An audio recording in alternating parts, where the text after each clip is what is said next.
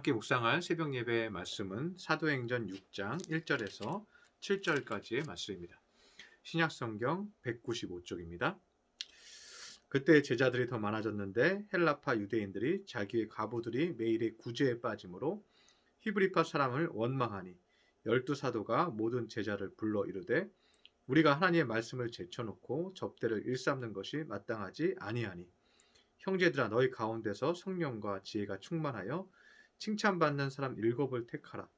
우리가 이 일을 그들에게 맡기고 우리는 오로지 기도하는 일과 말씀 사역에 힘쓰리라 하니 온 무리가 이 말을 기뻐하여 믿음과 성령이 충만한 사람 스데반과 또 빌립과 브로고로와 니가노르와 디몬과 바메나와 유대교에 입교했던 안디옥 사람 니골라를 택하여 사도들 앞에 세우니 사도들이 기도하고 그들에게 안수하니라. 하나님의 말씀이 점점 왕성하여 예루살렘에 있는 제자의 수가 더 심히 많아지고 허다한 제사장의 무리도 이 도에 복종하니라. 아멘. 오늘 말씀은 초대교회에서 사역자들이 어떤 모습이었는지 보여주고 있는 말씀입니다. 그리고 이 일꾼들이 무엇에 집중해야 하는지도 명확하게 말씀하고 있습니다. 당시 집사님들 그리고 일꾼들은 사람들이 교회에 오니까 밥을 먹여주고 구제하고 봉사하는 것에 집중하게 되었습니다.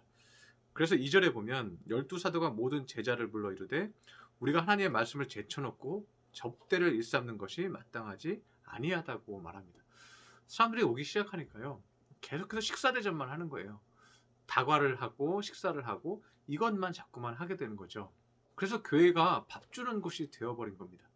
물론 이것도 중요하지만 사람들이 교회에 모인다고 구원이 끝난 것이 아니었습니다. 제자들이 오로지 기도와 말씀 사역에 집중하기 위해서 7집사를 택합니다. 그런데 이 7집사를요 단순히 구제에만 집중하게 하는 의도로 뽑은 것이 아니라는 거예요. 왜냐하면 3절에 형제들아 너희 가운데서 성령과 지혜가 충만하여 칭찬받는 사람 7을 택하라고 말하고 있습니다. 단순히 구제하는 것을 위해서만 뽑지 않았다는 거예요.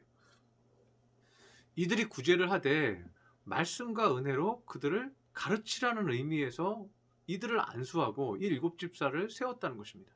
그래서 더 은혜 충만하고 더 말씀이 충만한 사람들을 뽑아서 구제와 말씀을 같이 가르치도록 했다는 거예요. 그 중에 스데반이 들어있죠. 스데반은 말씀을 전하는 자였습니다. 그래서 사도들도 말씀을 전하는 것에 집중하고 기도하는 것에 집중하고 이 7집사들도 기도와 말씀에 집중하였습니다. 그런데 이것은 두 가지 일을 하라는 말이 아니고요. 구제하는 사람의 마인드 가운데 기도하는 마음과 말씀을 전하려는 마음이 있어야 한다는 거예요. 구제하고 봉사하는 자의 마인드에 기도와 말씀이 있는 사람이 해야 한다는 거예요. 우리가 교회를 통해서 무엇을 얻느냐? 교회를 통해서 얻는 것은 말씀이에요. 어떻게 살아야 할지 말씀을 통해서 응답받고 어떻게 감당해야 할지 기도하는 것을 배우는 거예요. 그렇게 했더니 하나님의 말씀이 점점 왕성하여 예루살렘에 있는 제자의 수가 더 심히 많아지고 허다한 제사장의 무리도 이 도에 복종했다고 말합니다. 그래서 사실 초대교회의 부흥은요 단순히 성령 받고 방언 받고 이래서 부흥한 것이 아닙니다. 성령의 은사는 방언 받는 것은 하나님의 부르심의 증거일 뿐이에요. 진정한 부흥은 언제 있었습니까? 은혜 받은 자들이 말씀을 전할 때 진정한 부흥이 있었습니다. 오늘 본문에서도 말씀이 점점 왕성하여 제자의 수가 심히 많아졌다고 말씀하고 있습니다. 부흥이 무엇입니까? 말씀이 왕성해지는 것이 부흥입니다. 그래서 오늘 말씀에서도요. 성도가 많아졌다고 표현하지 않고 있어요.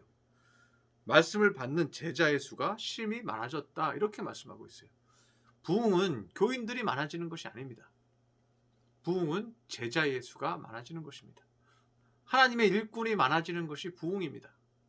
그렇게 해서 사람들이 모두 다 제자가 돼서 모두가 예수님의 통치를 받고 가르침을 받고 주님과 1대1로 만나서 기도할 수 있는 사람들이 되고 그 모든 사람들이 주의 성령과 은혜로 행복해지게 만드는 것. 그것이 부흥입니다. 복음을 전하는 초점은요. 한 가지예요. 우리가 열심히 수고하고 교회에서 봉사하는 이유도 한 가지예요. 그것은 그들이 말씀과 기도의 사람이 되는 것입니다. 그것은 우리 교회에 오는 사람들이 모두가 제자 되는 일입니다. 여러분 이번 주에는 가족들을 만날 텐데 여러분 가족들에게 복음을 전하시기를 바랍니다. 그들이 은총을 받지 못할 수도 있습니다. 은총의 때가 아닐 수도 있습니다. 제가 어제 주일 말씀에도 얘기했지만 in season, out of season이라고 얘기했죠. 시즌 안에 있든지 시즌 안에 없든지 하나님의 은총적 계기가 있든지 없든지 그것은 하나님의 때에 하나님이 하실 것이다. 우리는 은혜롭게 기분 좋게 위로하며 사랑하며 마음을 잘 위로하고 격려하고 힘을 주는 말씀, 그 말씀 주고 손 붙잡고 기도해 주는 거예요. 내가 기도해 줄 때 그가 예수님을 믿지 못해도 하나님의 시즌이 있다는 거예요. 말씀과 기도로 충만해지시기 바랍니다. 그것이 하나님이 기뻐하시는 일입니다. 말씀과 기도를 전하시기 바랍니다. 그것이 그들을 살리는 길입니다. 그렇게 한 주간도 승리하는 저와 여러분 되시기를 축원합니다. 기도하겠습니다. 할렐루야. 사랑과 은총에 충만하신 주님, 오늘 제자들이 그들이 구제만 하는 것을 보고 7 집사를 세웠습니다. 그리고 우리의 구제와 봉사는 저들에게 말씀과 기도를 전하기 위해서 우리가 수고하는 것입니다. 한 주간도 승리하게 하여 주시옵시고 우리가 가족을 만난다면 그들에게 말씀과 기도로 은혜를 끼치는 하나님의 자녀 되게 하여 주옵소서.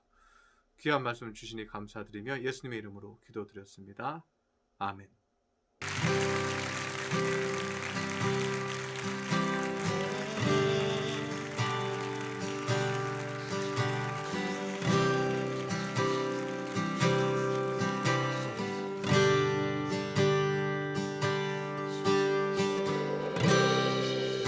모든 상황 속에서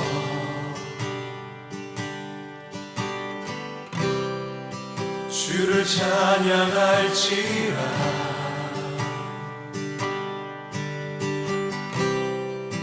주는 너의 큰 사랑